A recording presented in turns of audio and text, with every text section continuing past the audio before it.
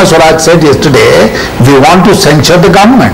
So an adjournment motion is also a censure motion. And then if the government defeats it, fine, the government continues, but we would have made our point. You see, the whole effort of the government is that we should not be able to make our point, that the whole thing should be talked out as it was talked out in the last session. And nothing has happened. I mean, here is a government which does not say that they will control prices through their policies. It's a government which is saying we are dependent on the gods, the monsoon. If the monsoon is fine, then there will be a decline in prices. Otherwise, continue to grain and suffer. Yes, I suppose, but the tragedy of India is still dependent on the monsoon, and all of you governments in the past should have built irrigation, etc. But I'll just come back to that. Begin Lalu Prasad Yadav again. Sir, will you accept this possible compromise formula we've just heard, that there'll be just a motion against the price, just some compromise, a motion criticizing the government against price rise? What will happen, what chair will do, we will see. What is the ruling of the approach by the speaker? Now, without knowing the attitude of the honorable speaker and the government, how I will comment anything on this issue? Right. We are watching everything. That's it. I'd like to ask the same question to Mr. Yashwant Sinha. So will you be ready for a compromise? Just a motion criticizing the government or asking them to tackle some strongly worded motion on the price rise? I don't know. I mean, that's something which the party will have to take a view on. Laluji, okay, forget all this, just the bigger picture. Should this government stay in power now that it's been elected or not? जल्दी जानी चाहिए, इसलिए हम 4 आदमी जीत के आए हैं। हमने कहा था 4 आदमी, ये जो सरकार है, जो महंगाई फैलाती है, बदअमली फैलाती है, इनको जल्दी से जाना चाहिए। Right. Okay, sir. And the alternative to this government, will it be Lalu Prasad Yadav? Somos, my party is a small party, but my voice is very strong with the comparison of the other political party. Right. We are sufficient. We want the solution. Right. The government had to solve the problem. Right. So we are agitating. Right. Yashwant Sinha ji, you want a debate on everything. Will you have a debate on Amit Shah also and the Gujarat government and the CBI's role and their possible role in covering up or stopping the investigation into Sohrabdin murder? That's a state issue, and state issues are not discussed in Parliament. You know that very well. So where is the question of discussing Gujarat in Parliament? Right, thank you both very much for joining us. I know it's an emotional issue, how you handle differences in Parliament, but please find a solution and get back to work. We'd like to see that, those benches full. Thank you very much.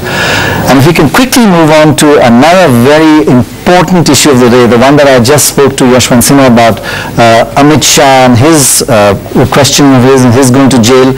We've actually got an even more energetic lawyer, not the father but the son, sorry about that, Mahesh Jethmalani, sorry about that mistake at the beginning. Great to have you. And equally young, Abhsihek Singhvi, the national spokesperson and Rajya Sabha MP, Congress party, also a lawyer. Tell me first, when you take on a case like this, what is the main issue?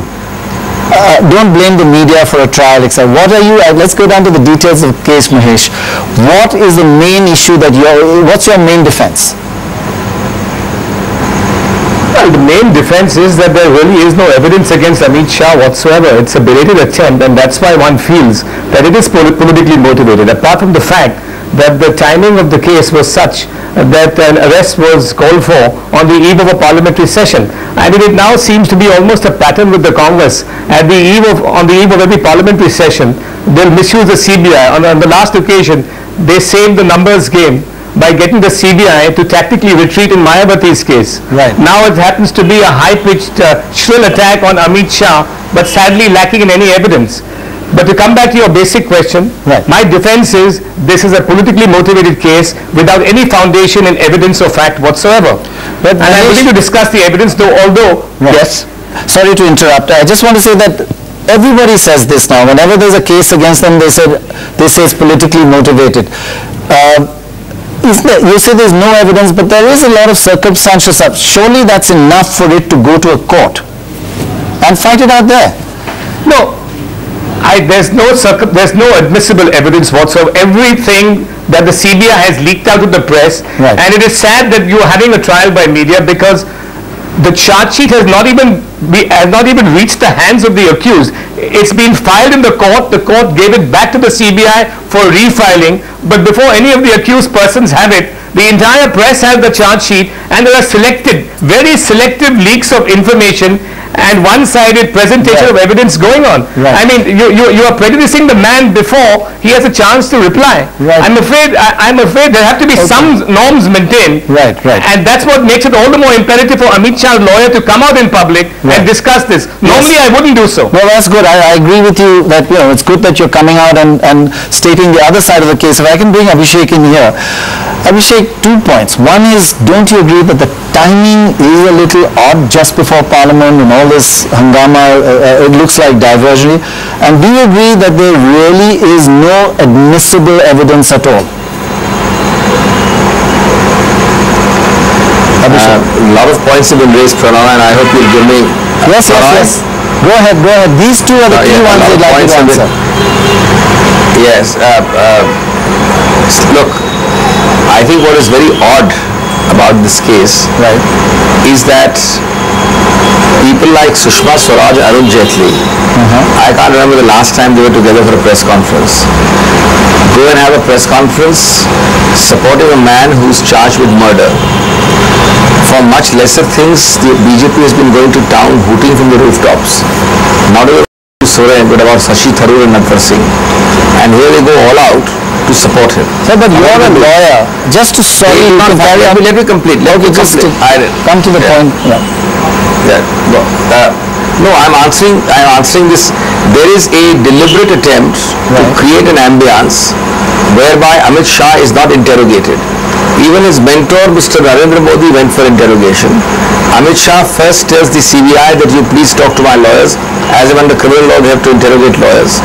He then asks for a questionnaire, under which part of the CRPC I don't know. So you're saying they are politicizing? Do video recording or I won't go. So obviously this is the most blatant attempt to politicize, to put pressure.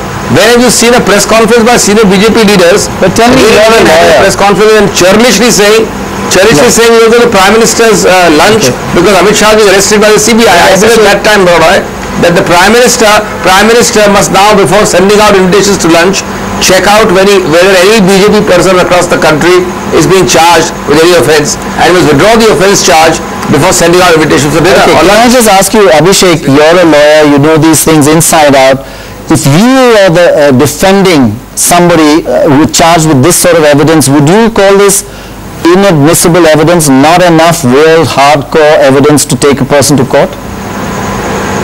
Now, first of all, I totally disagree with this way of evaluating evidence casually on television. I entirely defend Amit Shah's right to go to court, to demolish the evidence against him if it is non-existent, to seek quashing, to seek bail.